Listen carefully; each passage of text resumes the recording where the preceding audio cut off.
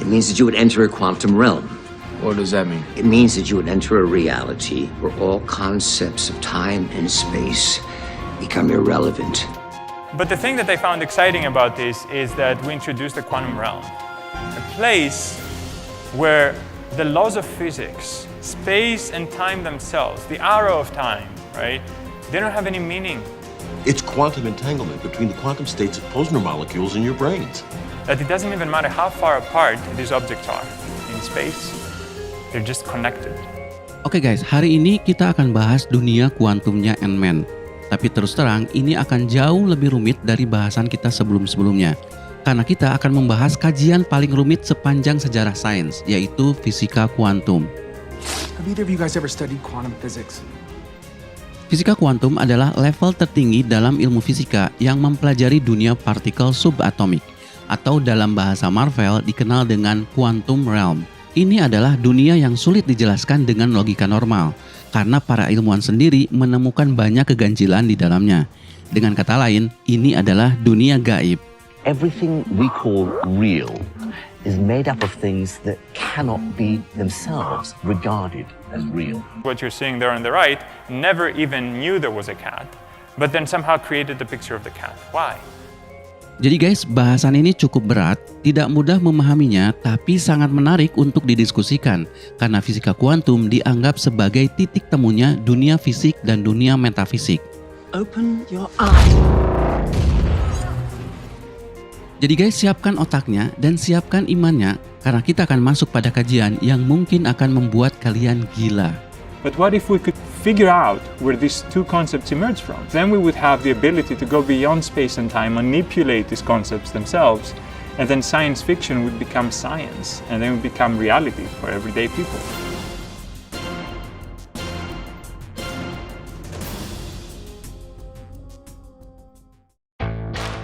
Oke guys, kita cerita sedikit soal Ant-Man supaya kalian paham konteksnya ketika nanti kita membahas soal kuantum. Dr. Pym? Yes. Dalam cerita Ant-Man, Hank Pym atau Dr. Pym adalah ilmuwan yang menciptakan partikel Pym, partikel yang bisa menyusutkan objek. Karena itu Ant-Man bisa mengecil jadi ukuran semut. He had rumors about what was called the Pym particle. Sebenarnya bukan terbatas pada ukuran semut. Ant-Man bisa saja berubah dalam ukuran apapun dengan cara mengubah settingan regulator yang ada di sabuknya. Tapi kalau kalian masih ingat, Dr. Pym sebenarnya melarang Scott untuk mengutak-ngatik regulator itu karena bisa saja dia berubah ke ukuran subatomik. You know, I think this regulator is holding me Do back. not screw with the regulator. If that regulator is compromised, you would go subatomic. Dan benar saja itu pernah terjadi. Saat Ant-Man kesulitan mengalahkan musuhnya, si Yellow Jacket, terpaksa ia mengubah settingan regulatornya dan menyusut lebih kecil dari molekul. Yellow Jacket pun kalah, tapi Ant-Man sempat tidak bisa lagi membesar dan malah terus mengecil sampai ke level subatomik. Oh no.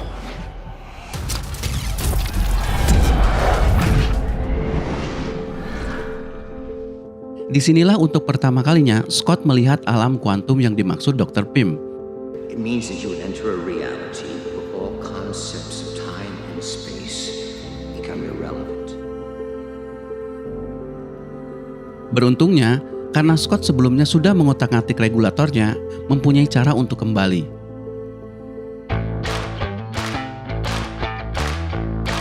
Oke guys, sekarang kita bahas sisi sainsnya. How many of you would actually go into quantum physics? Sebelumnya, perkenalkan ini adalah Dr. Spiros, ahli fisika kuantum dari California Institute of Technology atau biasa disingkat Caltech. Yang perlu kalian tahu adalah, dia adalah konsultannya film Ant-Man. I was the science consultant for Ant-Man. The physics was insane because I was the science consultant, right? Jadi semua skenario saintifik di film Ant-Man dari konsep Pym particle sampai quantum realm adalah hasil diskusi Marvel dengan Dr. Spiros. Jadi bisa dibilang Dr. Spiros adalah Dr. Pym versi nyata. Dr. Spiros bekerja pada Institute for Quantum Information and Matter, divisi Caltech yang menjadi pusat kajian semua fenomena terkait fisika kuantum. Dalam kata lain, lembaga ini mengkaji dunia yang dalam Ant-Man dikenal sebagai quantum realm. But the thing that I found exciting about this is that we introduced the quantum realm. It means that you would enter a quantum realm. Dan menariknya, Dr. Spiros bukan hanya konsultannya Ant-Man, tapi juga konsultannya Google. Apa urusannya Google dengan kuantum? Google saat ini sedang mengembangkan quantum computing, komputer yang bekerja berdasarkan prinsip kuantum. Ini adalah komputer masa depan yang katanya bisa menyelesaikan soal matematis tersulit yang kalau menggunakan komputer biasa membutuhkan waktu sampai ribuan tahun. Tapi komputer kuantum bisa melakukannya hanya dalam beberapa menit. Mengapa bisa seperti itu? Nanti kita bahas. Yang pasti ini ada hubungannya dengan fenomena aneh yang ada di fisika kuantum.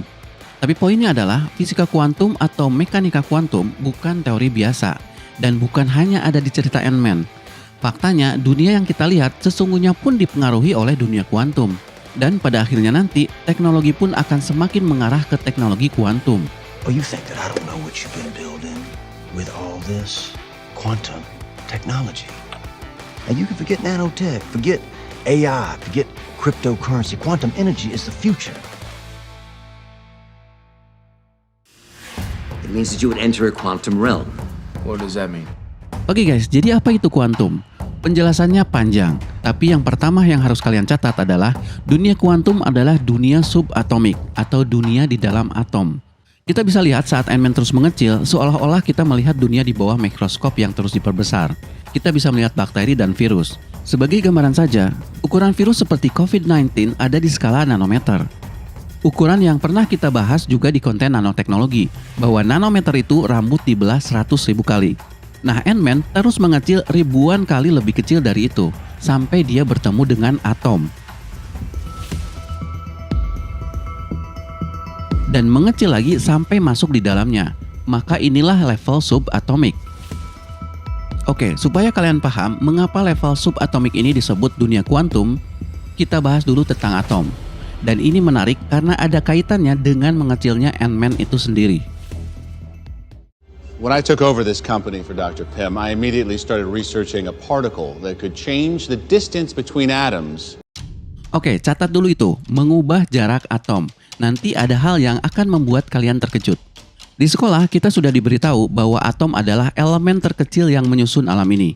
Kalau kalian kenal dengan hidrogen, oksigen, nitrogen, pokoknya semua yang ada di tabel periodik adalah nama-nama atom. Dari unsur-unsur inilah semua yang ada di bumi ini tersusun. Kalau kita masuk lebih dalam lagi ke dalam atomnya sendiri, setiap atom itu sendiri tersusun dari komponen yang lebih kecil lagi.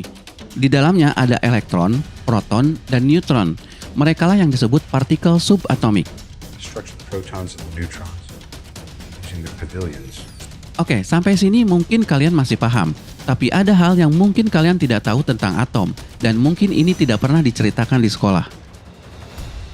Yang selama ini kalian lihat adalah ilustrasi atom atau model atom.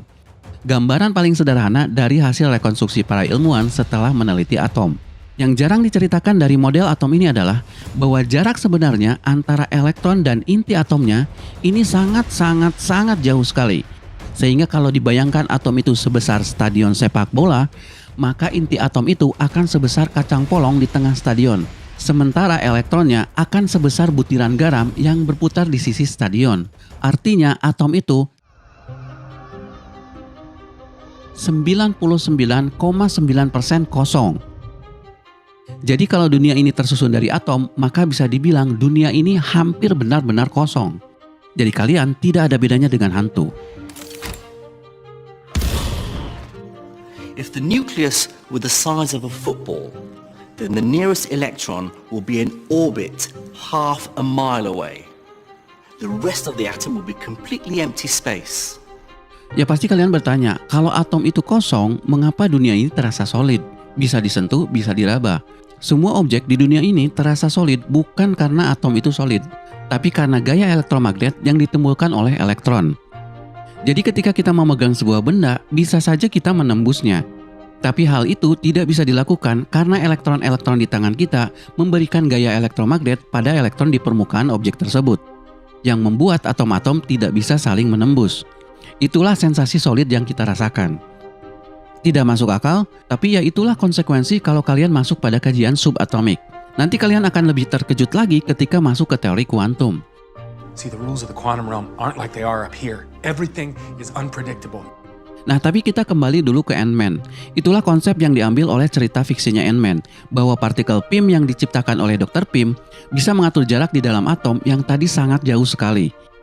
When I took over this company for Dr. Pym, I immediately started researching a particle that could change the distance between atoms while increasing density and strength. Let me explain it another way. If you were to suck out all the empty space from every atom in my body, then I would shrink down to a size smaller than a grain of salt. Benarkah ada partikel seperti itu? Untuk sementara kita tidak akan fokus untuk menjawab ini, karena persoalan atom dan kuantum ini sangat-sangat kompleks. Tapi yang penting buat kalian ketahui adalah bahwa kajian tentang atom ini melahirkan 3 cabang ilmu. Fisika nuklir, fisika partikel, dan fisika kuantum. Fisika nuklir membahas hanya inti atomnya saja. Nah, di sini kalian harus paham bahwa nuklir tidak berarti bom. Nuklir diambil dari kata nukleus, yang maksudnya inti atom. Di dalamnya ada proton dan neutron. Kita pernah membahas ini pada elemen barunya Tony Stark. In which case the nucleus would be here.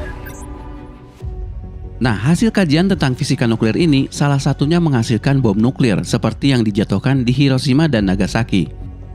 Tapi itu hanya aplikasi di dunia militer. Dalam bidang energi, fisika nuklir diaplikasikan untuk membangun pembangkit listrik tenaga nuklir.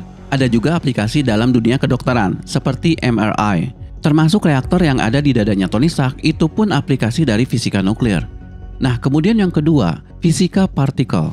Ini khusus meneliti partikel-partikel subatomik, karena partikel bukan hanya elektron, proton, dan neutron, tapi ditemukan lebih dari 200 jenis partikel. Termasuk salah satunya yang pernah menghebohkan dunia, yaitu partikel Tuhan. Nanti kita bahas ini secara khusus tentang akselerator partikel, yang pernah disinggung dalam serial The Flash. That is everything we could learn from the particle accelerator. It's a whole new way of looking at physics. Nah, partikel PIM kalau mau dibahas masuk pada kajian ini. Dan terakhir, fisika kuantum, membahas hukum-hukum yang berlaku di dunia partikel subatomik. Nah, ini yang menjadi fokus bahasan kita sekarang. Tapi mohon maaf guys, karena bahasan kita masih panjang dan bahasan kuantum ini sangat rumit, kita akan lanjutkan di part 2. Minimal di part 1 ini kalian tahu cerita awalnya. Nanti di part 2, kita akan bahas hal-hal gila terkait fisika kuantum, termasuk konsep multiverse-nya Marvel, karena ini pun tidak lepas dari kajian fisika kuantum. Makanya kalau kalian perhatikan, Marvel tidak bisa menceritakan multiverse sebelum mengenalkan dunia kuantum melalui Ant-Man. What do you know about the multiverse? Oke guys, kita cukupkan dulu sampai di sini. Kita ketemu di part kedua. Hey, is this Stephen Hawking? This is Dr. Hawking. I'm just calling to challenge you to a game of quantum chess. What makes you qualified to speak on quantum mechanics? Well, I've been to the quantum realm. Okay, Punk, you are on. I shall crush you like an ant, man. Ah, so you do know who I am.